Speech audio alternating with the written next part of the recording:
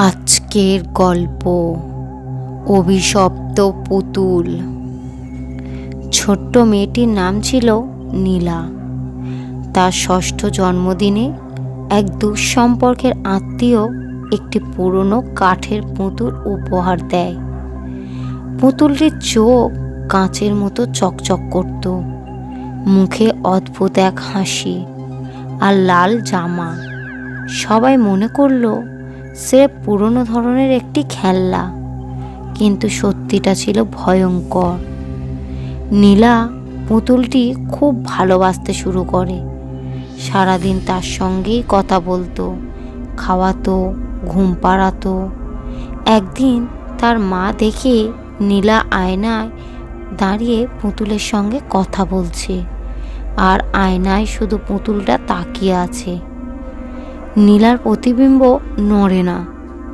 রাতে অদ্ভুত শব্দ শুরু হয়, দরজার খিল খটখট, হঠাৎ আলো নিভে যাওয়া, রান্নাঘরে থালা বাসনের আওয়াজ।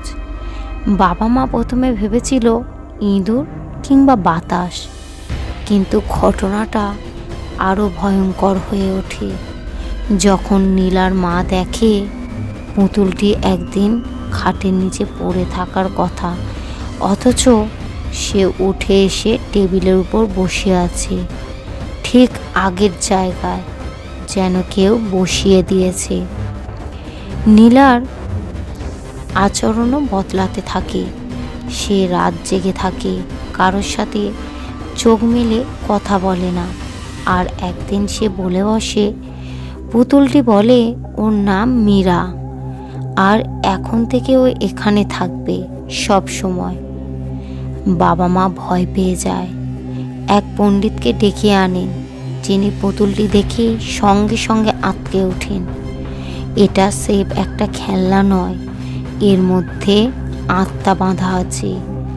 কেউ একে মন্ত্র দিয়ে আবদ্ধ করেছিল।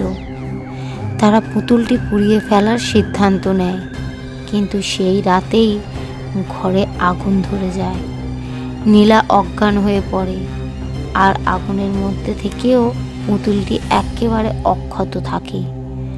পরদিন পণ্ডিত পুতুলটিকে একটি তান্ত্রিক মন্দিরে নিয়ে যান, যেখানে বিশেষ রীতি অনুসার করে তাকে বন্ধ রাখা হয় এবং এক সোনার বাক্সের মধ্যে তাকে বন্ধ করে রাখা হয়। নীলা ধীরে ধীরে সুস্থ হয়ে ওঠে, আগের মতো প্রাণবন্ত হয়ে যায়, কিন্তু পরিবারের সদস্যরা আর কখনো সেই পুরনো আত্মীয়টির সঙ্গে যোগাযোগ পায় না, যিনি পুতুলটি উপহার দিয়েছিলেন। তবে শেষ দৃশ্যটা ছিল সবচেয়ে অদ্ভুত। সেই সোনার বাক্স, যা বন্ধ থাকার কথা, একদিন খুলে যায়, আর তার ভেতরে খালি। মীরা কি ফিরে এসছে তাদের ঘরে অন্য কোনো পুতুল হয়ে, নাকি নীলার মধ্যেই ঢুকে গেছে চিরতরে? গল্পটি কেমন লাগলো কমেন্ট করবেন এবং একটা লাইক করবেন।